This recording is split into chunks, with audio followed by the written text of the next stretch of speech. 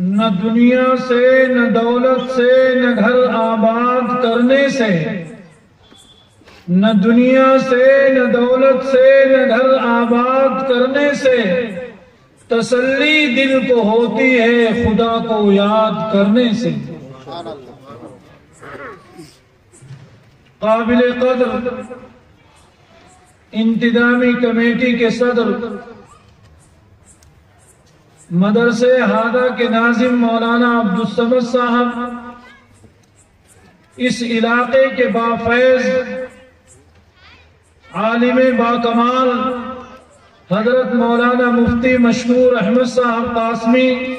دامت برکاتہم، عزیزم مولانا مفتی مسعود احمد قاسمی، دیگر ڈائز پر تشریف فرما حضرات علماء، اطراف و اکناف سے آئے ہوئے ائمہ مساجد اور حفاظ اور دیگر حاضرین اجلاس، پس پردہ بیٹھنے والی مائیں اور بہنیں، آج کا یہ جلسہ ان چار حفاظ کے تکمیل قرآن کے موقع پر اور اس نسبت سے آج کا یہ جلسہ تکمیل حفظ قرآن اور دستار بندی کے عنوان سے منعقد ہو رہا ہے۔ میرے محترم بزرگوں اور دوستوں، اللہ تعالیٰ نے اہل ایمان کو ایمان کے بعد جو سب سے بڑی دولت اس روئے زمین پر عطا فرمائی تو وہ قرآن کریم کی دولت ہے۔ ایک مرتبہ پیارے آقا جناب محمد رسول اللہ صلی اللہ علیہ وسلم کے دل میں یہ خیال آیا کہ اللہ تعالیٰ نے حضرت سلیمان علیہ السلام کو اتنی بڑی حکومت اور سلطنت عطا فرمائی تھی کہ جہاں سورج غروب نہیں ہوتا، اور صرف انسانوں پر ان کی حکومت نہیں تھی بلکہ دنیا کے اندر جتنی مخلوق پائی جاتی ہے ان تمام چیزوں پر ان کی حکومت تھی۔ دل میں یہ خیال آیا تو اللہ تعالیٰ نے اپنے محبوب کو جس نعمت کی طرف متوجہ کیا کہ آپ حضرت سلیمان کی حکومت اور سلطنت کی طرف نظر اٹھا کر دیکھ رہے ہیں، یا آپ کے دل میں یہ خیال آ رہا ہے ہم نے تو آپ کو وہ بیش بہا نعمت، وہ بیش بہا دولت عطا فرمائی ہے جس کو اللہ تعالیٰ نے قرآن کریم کی ایک آیت میں ذکر کیا، وَلَقَدْ آتَيْنَاكَ سَبْعًا مِنَ الْمَثَانِي وَالْقُرْآنَ الْعَظِيمِ، کہ اے میرے محبوب ہم نے تو آپ کو وہ 7 آیتیں عطا فرمائی ہیں جو بار بار پڑھی جاتی ہیں، جس کو سورہ فاتحہ کہا جاتا ہے، جس کو سورہ فاتحہ کہا جاتا ہے۔ قرآن کریم کے اندر سب سے زیادہ پڑھی جانے والی سورت سورہ فاتحہ ہے، اس لیے اللہ تعالیٰ نے فرمایا سبعا من المثانی، کہ 7 وہ آیتیں جو بار بار پڑھی جاتی ہیں، بار بار پڑھی جاتی ہیں۔ تو اللہ تعالیٰ نے اپنے محبوب کو یہ کہہ کر کہ ہم نے جو آپ کو یہ 7 آیتیں دی ہیں، اور اس کے اندر اللہ تعالیٰ نے یہ بھی ذکر فرمایا کہ ہم نے آپ کو قرآن دیا ہے، اس قرآن کے مقابلے میں حضرت سلیمان کی وہ حکومت، حضرت سلیمان کی وہ سلطنت اور حضرت سلیمان کی وہ بادشاہت کوئی حیثیت نہیں رکھتی۔ قرآن کہتا ہے، قرآن کہتا ہے اس دنیا، زمین، آسمان اور تمام مخلوقات کو پیدا کرنے سے پہلے اللہ تعالیٰ نے سورہ یاسین اور طٰہٰ کو فرشتوں کے سامنے پڑھا تو فرشتے رش کرنے لگے کہ کتنی بابرکت اور قابل مبارکباد ہے وہ قوم جس پر یہ قرآن نازل ہوگا، جس پر یہ صورتیں نازل ہوں گی، اور کس قدر خوش نصیب ہے وہ سینے جن سینوں کے اندر یہ کلام محفوظ ہوگا۔ عربی کے الفاظ ہے طوبیٰ، کہ مبارکبادی ہے ان زبانوں کے لیے جو اس قرآن کی تلاوت کریں گے، جو اس قرآن کی تلاوت کریں گے۔ فرشتے اس روئے زمین، آسمان اور دنیا کی ساری چیزوں کے پیدا کیے جانے سے ہزاروں سال پہلے اللہ تعالیٰ نے فرشتوں کے سامنے جب سورہ یاسین اور طٰہٰ کو پڑھا تو فرشتے جھوم اٹھے اور کہنے لگے کہ قابل مبارکباد ہے وہ قوم، وہ امت جس پر یہ قرآن نازل ہوگا۔ پہلے جملے کی مصداق پوری امت مسلمہ، پوری امت مسلمہ۔ اگرچہ ہم قرآن نہیں پڑھتے لیکن بحیثیت امت کے ایک فرد ہونے کے فرشتوں کی اس بشارت اور اس مبارکبادی کے مستحق ہیں جو فرشتوں نے اللہ کے سامنے یہ کہہ کر بشارت دی تھی کہ طوبیٰ، بشارت اور مبارکبادی ہو اس امت کے لیے جس امت پر یہ قرآن نازل کیا جائے۔ یہ سورہ یاسین جس کے بارے میں اللہ کے رسول صلی اللہ علیہ وسلم نے ارشاد فرمایا کہ اگر آدمی صبح فجر کی نماز کے بعد سورہ یاسین کی تلاوت کرتا ہے تو 10 قرآن کا ثواب پاتا، 10 قرآن کو تلاوت کرنے کے برابر اجر و ثواب پائے گا۔ اور ساتھ ساتھ اللہ کے رسول صلی اللہ علیہ وسلم نے فرمایا وہ دن بھر تمام مصائب اور مشکلات سے محفوظ رہے، تمام مصائب اور مشکلات سے محفوظ۔ اور رات کے اندر اگر تلاوت کرتا ہے تو رات کے مصائب اور مشکلات سے محفوظ رہے گا، اور اگر اس کا انتقال ہو جائے تو ان اللہ مغفور اور مرحوم ہوگا، مرحوم ہوگا۔ یہ تو قرآن کریم کی ایک سورت سورہ یاسین، اللہ کے رسول صلی اللہ علیہ وسلم نے بعض قرآن کریم کی آیتوں کے بارے میں یہ خوشخبری سنائی اور ان آیتوں کی فضیلت بیان فرمائی۔ سورہ حشر پارہ نمبر 28 کی آخر کی 3 آیتیں۔ حدیث کے اندر اللہ کے رسول صلی اللہ علیہ وسلم نے ارشاد فرمایا کہ اگر کوئی شخص عشاء کے بعد یا مغرب کے بعد 3 مرتبہ اعوذ باللہ السمیع العلیم من الشیطان الرجیم، 3 مرتبہ یہ پڑھے، اعوذ باللہ السمیع العلیم من الشیطان الرجیم، اعوذ باللہ السمیع العلیم من الشیطان الرجیم، یہ 3 مرتبہ پڑھا۔ اس کے بعد سورہ حشر کے آخر کی 3 آیتیں، هو اللہ الذی لا الہ الا هو عالم الغیب والشہادہ هو الرحمن الرحیم هو اللہ الذی لا الہ الا هو الملك القدوس السلام المؤمن المهيمن العزيز الجبار المتكبر سبحان الله عما يشركون هو الله الخالق البارئ المصور له الأسماء الحسنى يسبح له ما في السماوات والأرض وهو العزيز الحكيم۔ یہ 3 آیتیں ہیں۔ اعوذ باللہ کو 3 مرتبہ پڑھے گا، اس کے بعد 1 مرتبہ ان 3 آیتوں کو پڑھ کر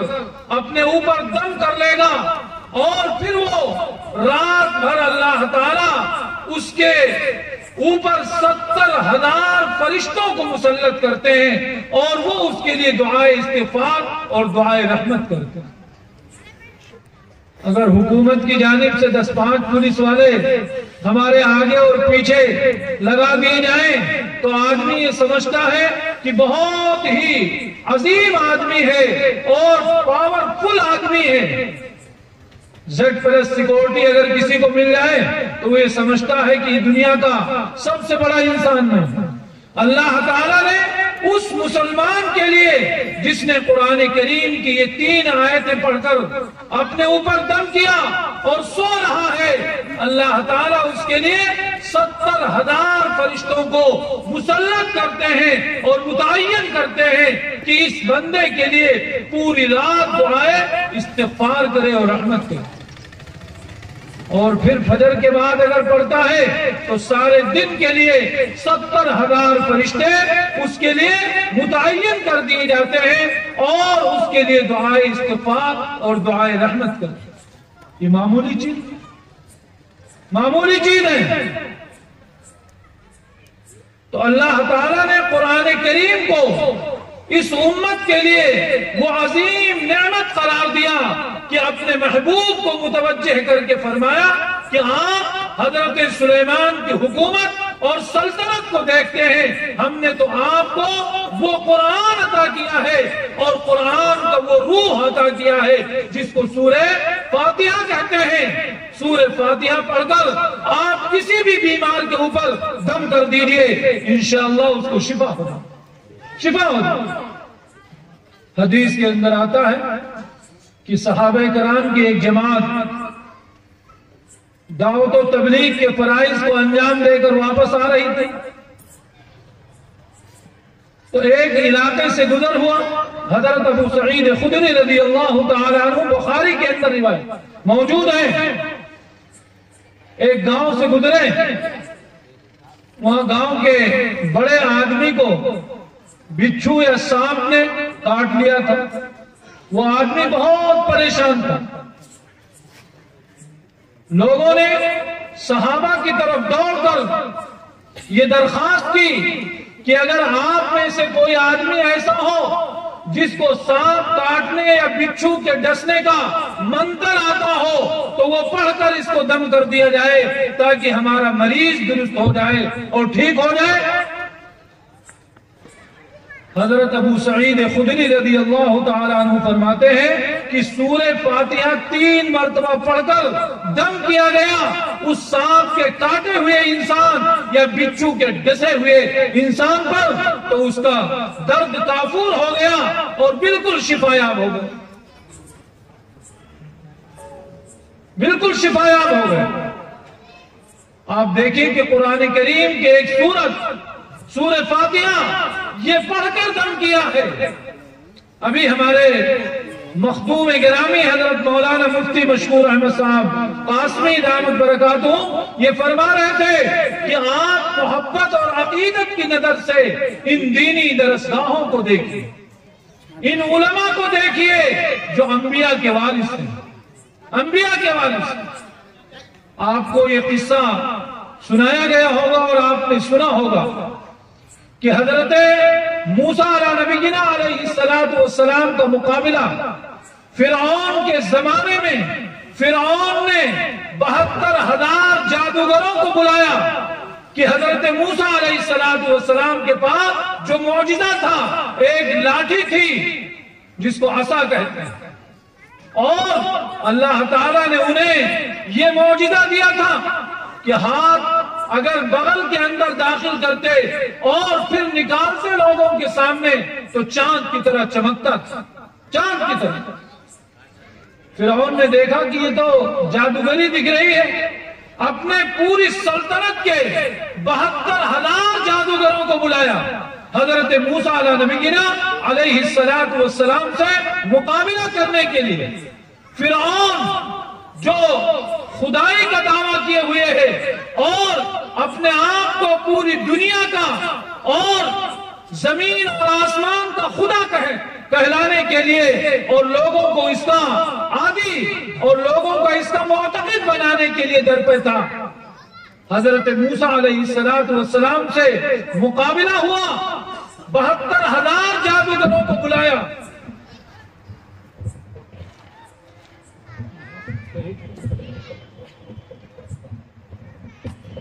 72,000 جادوگر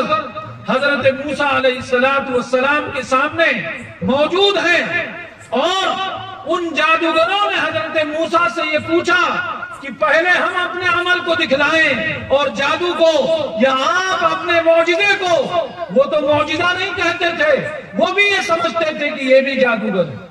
حضرت موسیٰ علیہ السلام نے ان جادوگروں کی کوئی پرواہ نہیں کی، کہا تمہیں جو کرنا ہے وہ کرو۔ قرآن کی آیت۔ ان جادوگروں نے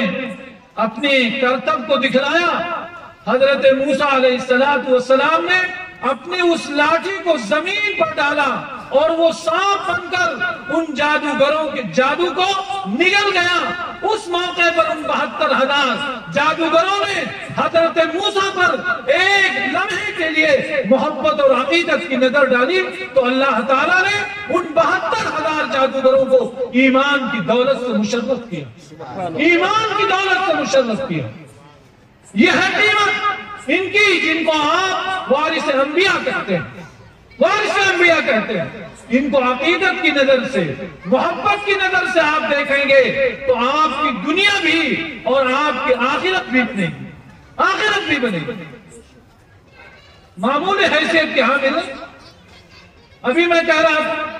کہ اگر Z+ سیکورٹی کسی کو مل جائے تو یہ سمجھتا ہے کہ دنیا کا سب سے کامیاب انسان، سب سے کامیاب انسان۔ لیکن ہمیں اندازہ نہیں ہے کہ اس قرآن کے پڑھنے اور پڑھانے والوں کا کیا مقام ہے، کیا مقام۔ آپ نے بارہا یہ سنا ہوگا کہ اللہ تعالیٰ نے ان حفاظ، یہ جو حافظ 4 دیکھنے میں یہ آپ کو معمولی انسان دکھتا، میں یہ سمجھتا ہوں کہ 4 ملکوں کے بادشاہ کی بھی وہ حیثیت نہیں ہے جو ان 4 حافظوں کی حیثیت، 4 حافظوں کی حیثیت۔ کیوں؟ قرآن میں اللہ تعالیٰ نے اہل علم کا تذکرہ فرمایا، اور اللہ تعالیٰ نے قرآن پڑھنے اور پڑھانے والوں کا ذکر فرمایا کہ جس وقت وہ قارون اپنی حشم خدم لاؤ لشکر اور پورے کر و فر کے ساتھ جب اپنے دربار سے باہر نکلتا تھا، آج مودی کے ساتھ اگر سیکورٹی ہے تو باہر لوگ دیکھ کر ان کے منہ میں پانی آتا ہے اور دل میں خیالات آتے ہیں کہ کیسا نصیب اول انسان ہے کہ اس کے ساتھ اتنی سیکورٹی ہے اور اتنا کر و فر ہے اور اتنے حفاظتی دستے ہیں، اتنی گاڑیاں ہیں اور ایسے یعنی ناد و نعم کے اندر پلے ہوئے لوگ۔ قارون کے جو لاؤ لشکر تھے، ان کے جسموں کے اوپر جو کپڑا اور ڈریس ہوا کرتا تھا اس میں سونے اور چاندی کے تار ہوا کرتے تھے، سونے اور چاندی کے تار ہوا کرتے تھے۔ اور وہ قارون جس کی دولت کی انتہا نہیں تھی، جب وہ نکلتا اپنے گھر سے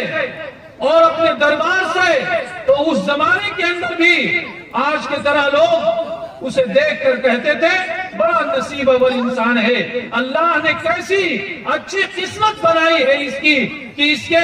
لاؤ لشکر اور اس کے کر و فر، اس کے خادم اور غلام اور اس کے نوکر اور چاکر اس طرح کا لباس زیب تن کر رہے ہیں جس کے اندر سونے اور چاندی کے تار بڑھے ہوئے ہیں۔ لیکن اس وقت اللہ تعالیٰ نے اگر کسی کی تعریف کی ہے تو ان علماء کی تعریف کی ہے، ان حفاظ کی تعریف کی ہے، قرآن اور حدیث پڑھنے اور پڑھانے والوں کی تعریف کی ہے۔ آپ پڑھیے قرآن کریم پارہ نمبر 20 سورہ قصص، آیت ہے فخرج علی قومہ فی زینتہ قال الذین یریدون الحیاۃ الدنیا یا لیت لنا مثل ما اوتی قارون انہ لذو حظ عظیم۔ قارون نکلا اپنے قوم کے سامنے زیب و زینت کے ساتھ، قال الذین یریدون الحیاۃ الدنیا، تو دنیا دار لوگوں نے یہ کہا یا لیت لنا مثل ما اوتی قارون، کاش کہ مجھے بھی قارون جیسا خزانہ دے دیا جاتا، انہ لذو حظ عظیم، وہ تو بڑا نصیب اول انسان۔ اللہ تعالیٰ نے اس کو ذکر کرنے کے بعد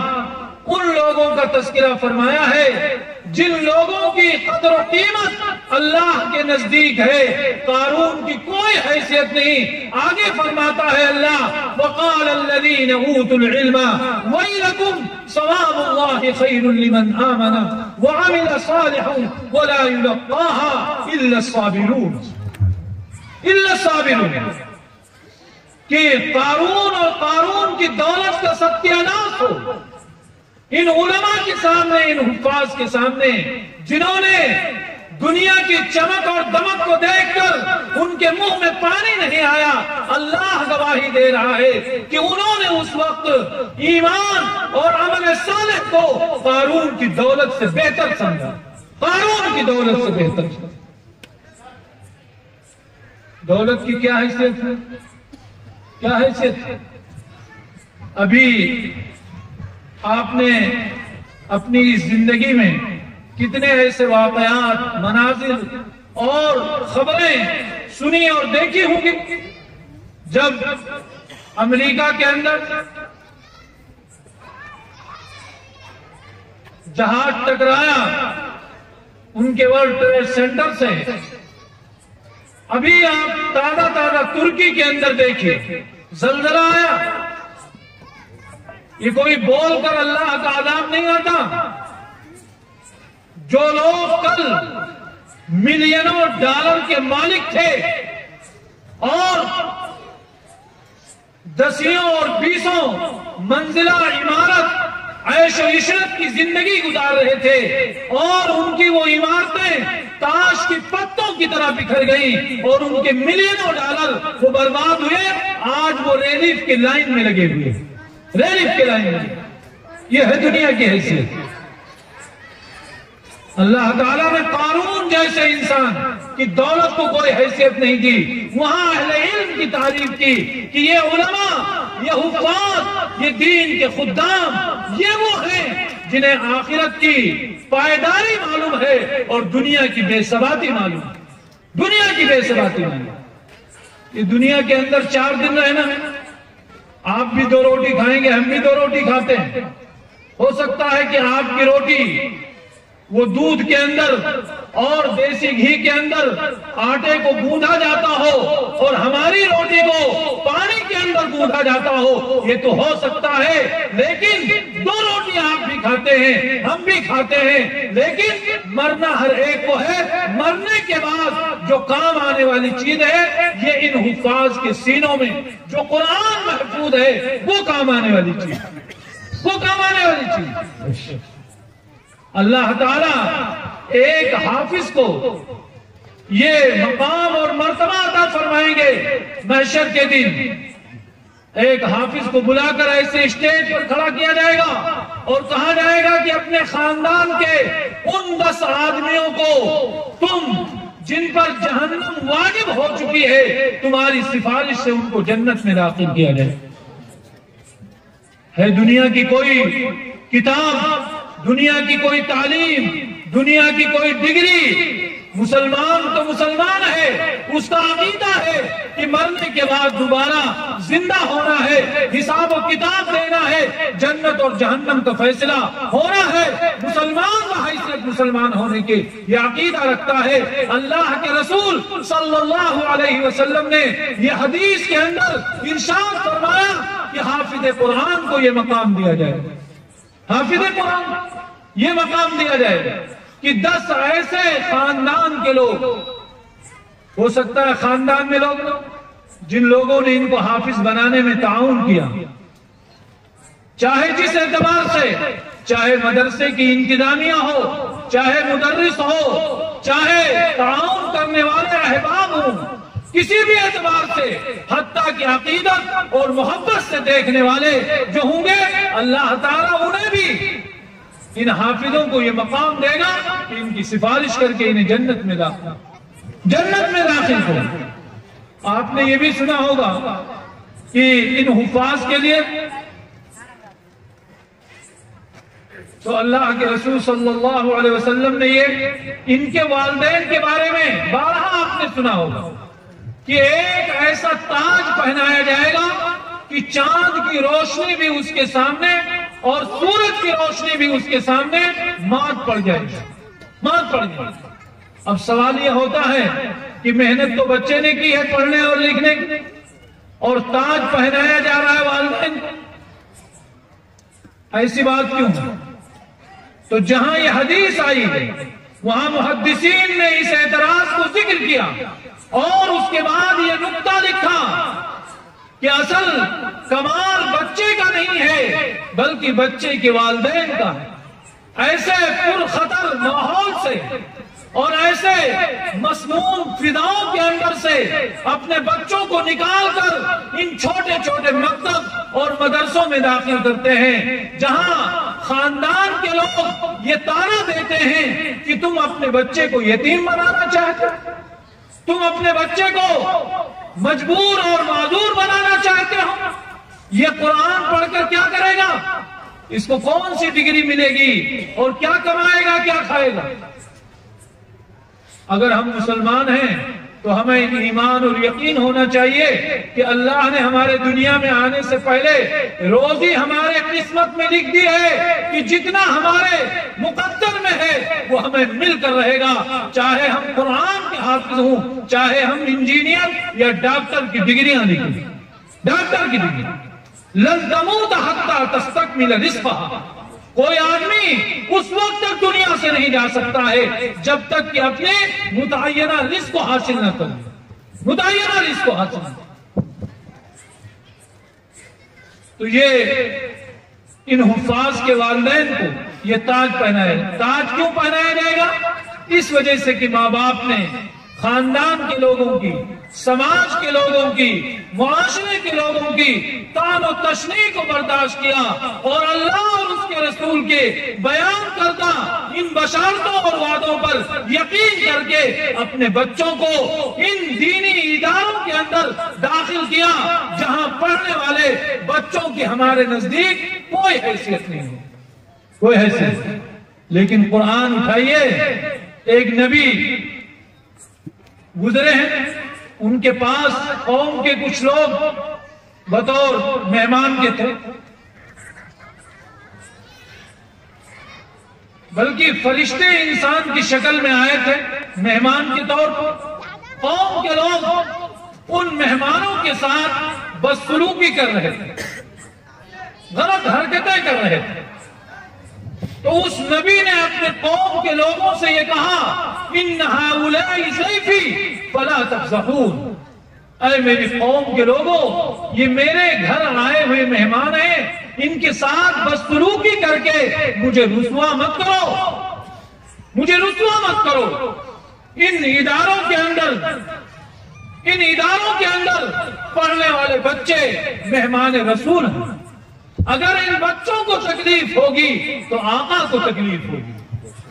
اگر ان دینی اداروں میں پڑھنے اور پڑھانے والوں کو تکلیف ہوگی تو آقا کو اپنے روزے کے اندر تکلیف ہوگی۔ اور دنیا کا وہ کون مسلمان ہے جو آقا کو تکلیف پہنچا کر وہ دنیا میں سرخروئی کی زندگی بسر کر لے اور آخرت کے اندر کامیاب زندگی حاصل کر لے؟ اگر ہم اپنے کھانے اور پینے کے معیار کو بہتر بناتے ہیں تو ہمارے اوپر یہ ذمہ داری ہے کہ ان مہمانان رسول کے لیے بھی عمدہ سے عمدہ کھانے اور پینے، رہنے اور سہنے کا انتظام کریں۔ کیوں؟ اس لیے کہ اللہ کے رسول کے مہمان، اللہ کے رسول کے مہمان، میں اپنی طرف سے نہیں کہہ رہا ہوں، قرآن یہ کہہ رہا ہے، ان ہؤلاء ضیفی فلا تفضحوا، فلا تفضحوا۔ وقت ہو رہا ہے شاید، میں نے قرآن کریم کی ایک آیت پڑھی تھی شروع میں، اس کے اندر اللہ تعالیٰ نے اس مضمون کو ذکر کیا کہ کفار مکہ جن کے سامنے قرآن نازل ہوا اور لاکھ مخالفتوں کے باوجود ان مخالفین کے دل و دماغ پر قرآن اس طرح اثر انداز ہوا کہ بڑے بڑے مشرکین مکہ اور بڑے بڑے سرداران قریش جنہوں نے اسلام دشمنی کے اندر سب سے زیادہ اپنا مقام اور مرتبہ حاصل کر رکھا تھا، انہوں نے بھی قرآن کریم کی انقلاب آفری اثر کو دیکھ کر یہ کہنے پر مجبور ہوئے ان ھذا الا سحر یؤثر، کہ یہ تو کوئی جادو ہے جو چڑھتا ہوا چلا آ رہا ہے۔ وہ ابو جہل، اخنس ابن شریف اور ولید ابن مغیرہ یہ سارے کے سارے رات کی تاریکیوں میں چھپ کر آقا کے گھر جاتے تھے اور قرآن سنا کرتے تھے۔ ایک دن اخنس ابن شریف نے دیکھا واپس ہوتے ہوئے پچھلے وقت کہ یہ تو سب دن میں دشمنی کرتے ہیں اور رات میں آقا کے گھر قرآن سننے کے لیے جاتے ہیں۔ پوچھا ابو جہل سے کہ ماجرا کیا ہے؟ تو ابو جہل نے یہ بات کہی کہ قرآن دل پر اس طرح اثر انداز ہے کہ اسے سنے بغیر رہا ہی نہیں جاتا، لیکن قوم کے ڈر سے ہم رات کی تاریکیوں میں چھپ کر جاتے ہیں۔ ایک کافر قرآن کے اثر کو اس طرح محسوس کر رہا ہے اور مسلمان کے سامنے قرآن پڑھا جائے وہ قرآن کے اثر کو محسوس نہ کرے۔ اسے اپنے ایمان کے بارے میں